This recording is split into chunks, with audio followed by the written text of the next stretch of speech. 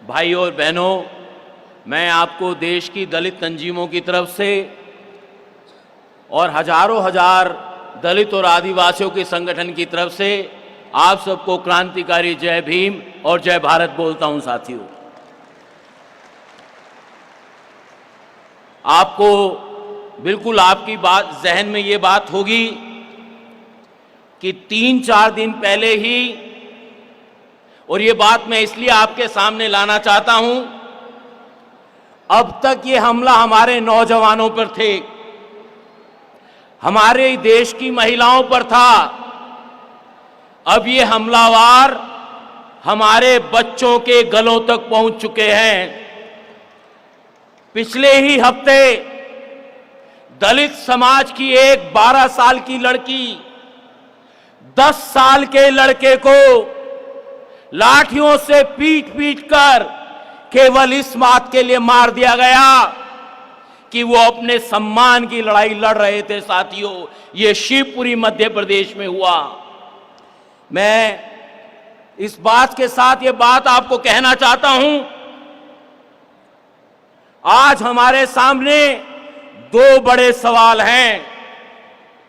एक सवाल हमारे सामने ये है, जो आप जैसे लोग हैं, जो हमारी जैसी कौमें हैं, उन सब कौमों के सामने एक सबसे बड़ा मसला यह है कि देश में जो उन्माद का माहौल बनाया जा रहा है, देश में जो फिरका परस्ती का माहौल, गायों के नाम पर जो दलितों को, मुसलमानों की लिंचिंग की जा रही है, इस सवाल के साथ हम कैसे निपटे, एक सवाल हमारे सामने ये है।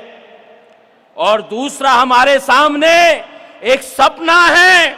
वो सपना इस बात का है कि इस उन्मादी हिंसा से बच के ये मुल्क हम जैसा बनाना चाहते हैं, जो सुनहरे सपनों का मुल्क इस देश के दलित, आदिवासी और माइनॉरिटी बनाना चाहते हैं, वो देश इस आफत के बीच में हम कैसे बनाएंगे, ये सवाल आज हमारे सामने है। इस बात को हमें याद रखना है भाइयों बहनों।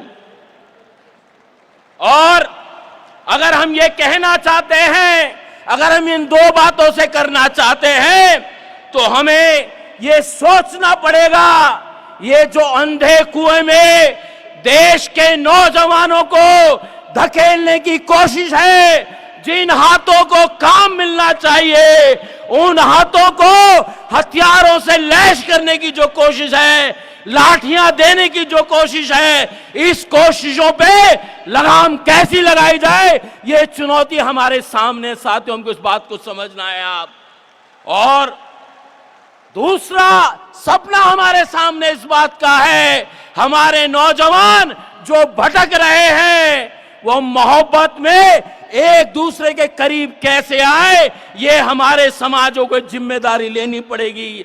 हमें ये भी लेना पड़ेगा कि हमारी जो बहनें हैं, दलितों की बहनें हैं, आदिवासियों की बहनें हैं, माइनॉरिटी की बहनें हैं, जो बड़ी संख्या में ये मौजूद है, इन तमाम बहनों के बीच में एक जज्बाती रिश्ता कैसे कायम हो, ये हमारा सपना कैसे पूरा हो, इसके बारे में हमें सोचना है। साथियों, तीसरी बात मैं ये कहना चाहता हूं कि हमारे सबके छोटे मोटे कारोबार हैं, हम हाथ के दस्तकार हैं, हम किसान हैं, हम खेत मजदूर हैं, हम मजलूम हैं, हम मजदूर हैं। हमें ये देखना है कि हम जो मजदूर और मजलूम हैं, जो दस्तकार हैं, इनके बीच में कारोबारी रिश्ते कैसे कायम हो, क्योंकि देश की अर्थव्यवस्था जो हमारे हाथों से छीन के चंद हाथों में दी जा रही है, उस अर्थव्यवस्था को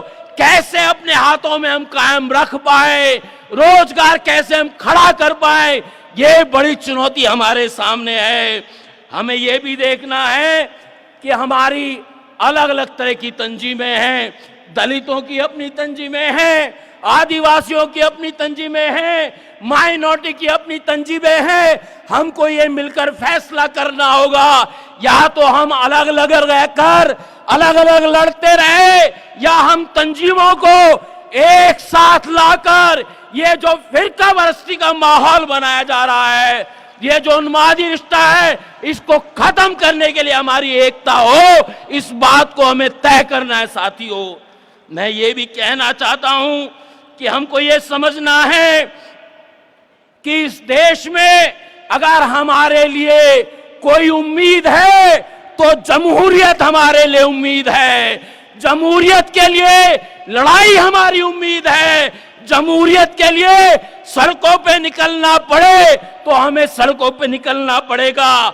और अंत में एक बात मैं कहना चाहता हूं, आपको याद होगा 10 तारीख को आपको याद होगा कि 1992 में अयोध्या में मस्जिद गिराई गई थी।